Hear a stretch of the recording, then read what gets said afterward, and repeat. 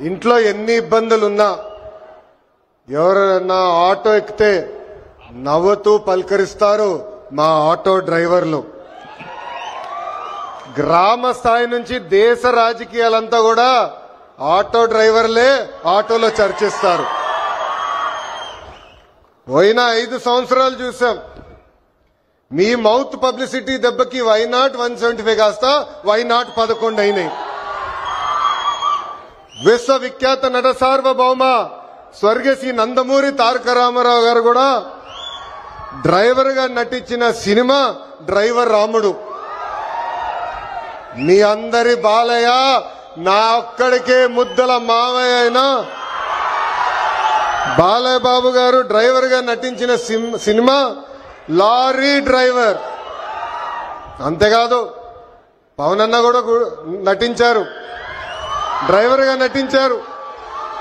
ఆ సినిమా పేరేంటి ఇంపడట్లా, అత్తారింటికి దారేది.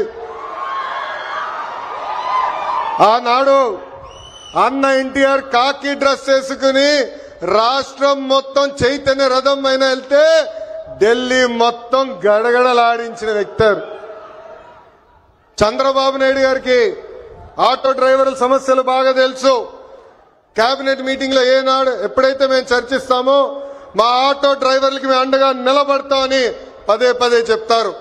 అందుకే ఆటో డ్రైవర్ల సేవ పేరుతో ఈ రోజు ఈ పథకం మన ప్రజా ప్రభుత్వం రూపొందించింది.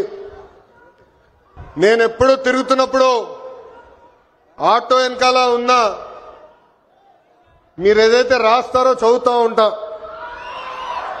ఒక కొటేషన్ నాకు బాగా నచ్చింది. ఆ కొటేషన్ ఏంటంటే, వర్షం ఎలా పడుతుందని పిల్లలు అడిగినప్పుడు దేవుడు కురిపిస్తున్నారని చెప్పొద్దు, మనం ఒక్క మొక్క నాటితే ఒక్క నీటి బట్టు వర్షం ద్వారా వస్తుందని ఒక ఆటో డ్రైవర్ పెట్టుకున్నారు. అంటే ప్రకృతి పట్ల మనకున్న బాధ్యత ఆ ఆటో డ్రైవర్ ఈరోజు సమాజానికి నేర్పిస్తున్నారు. ఇంకొక ఆటో డ్రైవర్ కొటేషన్ చూసా, అందరూ బాగుండాలి దాంట్లో నేను కూడా బాగుండాలని చెప్పారు. మూడో కొటేషన్, జరా భద్రం భయ్యా మనందరం చల్లగా ఇంటికి వెళ్ళాలి. అంటే స్పీడ్ గా నడపద్దు, ర్యాష్ గా నడపద్దని ఆ ఆటో డ్రైవర్ చెప్పే పరిస్థితి. ఈ కొటేషన్లన్నీ మీకు ఎందుకు చెప్తున్నానంటే, మా ఆటో డ్రైవర్ల మనసు పెద్ద మనసు. ఎవరన్నా బ్యాగ్ మర్చిపోతే తిరిగి వాళ్ళకి అందిస్తారు, ఎవరన్నా పొరపాటున సెల్ ఫోన్ మర్చిపోతే వాళ్ళ ఇంటికి చేర్చుతారు.